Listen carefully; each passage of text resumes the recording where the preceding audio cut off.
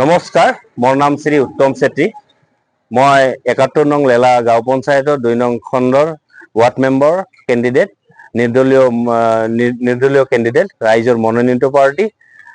এইবুলি আমি নিৰ্দলীয় হিচাপে ৰেডিঅ' চিম্বল লৈ নিৰ্বাচনত প্ৰস্তুতি আমি তৈয়াৰ কৰিছোঁ। আজি নিৰ্বাচনী প্ৰচাৰ সভাৰ অন্তিমটো দিনৰ আমি বাইক ৰেলী, আমাৰ ৰাইজৰ সহযোগত বাইক ৰেলী, ৰিক্সা, গোটেইখিনি ৰাইজৰ সহযোগত আমি একগোট হৈ এটা সজাগতা সভা এটা কৰিছোঁ। তো সেয়েহে সমূহ ৰাইজক আমি স্বচ্ছ এটা নিকা পঞ্চায়ত যেন গঢ়ি তুলিব পাৰোঁ, এইখিনি বিশ্বাসেৰে ৰাইজৰ হকে কাম কৰাৰ ইচ্ছাৰে মই ওলাই আহিছোঁ। সকলোকে নমস্কাৰ জনাই মোৰ চমুক ঠিক আছে। সকলোৰে বহুমূলীয়া ভোটটো দি মোক ৰেডিঅ' চিম্বলত ভোটটো দি জয়যুক্ত কৰে, ৰাইজৰ ওচৰত মোৰ সৰল প্ৰাৰ্থনা।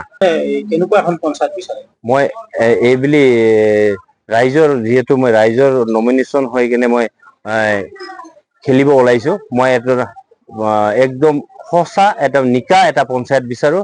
ৰাইজৰ হকে কাম কৰি যোৱাৰ ইচ্ছা আৰু ৰাইজৰ হকে কাম কৰি গৈ আগন্তুক দিনত এটা সুন্দৰ এটা পঞ্চায়ত যেন আমি গঢ়ি তুলিব পাৰোঁ, এইখিনি বিশ্বাসেৰে ৰাইজৰ সহযোগত মই এইবুলি নিৰ্বাচন খেলিব ওলাইছোঁ। হয়, এইবুলি যিহেতু আমাৰ ২ নং খণ্ডটো জেনেৰেল হিচাপে আমাক এইবুলি আমি চান্স পাইছোঁ, সেইবুলি ৰাইজৰ সহযোগত আমি জেনেৰেল হিচাপে খেলিছোঁ।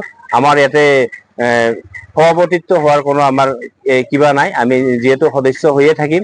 তো আমি সেইকাৰণে ওলাই আহিছোঁ ৰাইজৰ সকলোৰে সহযোগত মোক এইবুলি মনোনীত কৰিছে।